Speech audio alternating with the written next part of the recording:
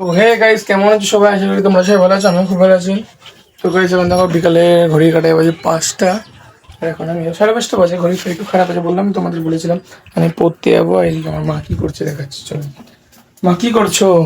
চা করছি। তো গাইস চা করছে, এখন চা খেয়ে দিয়ে এখন আমি পড়তে যাবো গাইস। তো দেখো, করা হোক চাটা। লিকার চাই খাই, আমি বললাম না লিকার চা খাই। তো গাইস চলো প্রাইভেটের দিকে যাওয়া যাক।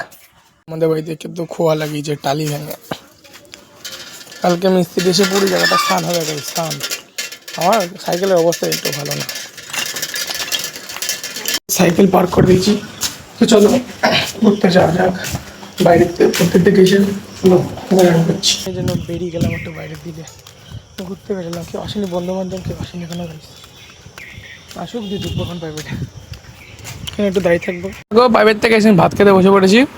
আর রানী খাওয়া দাওয়া হয়ে গেছে, বসে আছে। ওর প্রাইভেট থেকে এখন সন্ধ্যা বাজে কটা, 7টা বাজে। এখন আমি ভাত খাচ্ছি বসে বসে। আমার লেভেলটা কোন জায়গায় তাও ভাই, ভাত খাচ্ছি বসে বসে।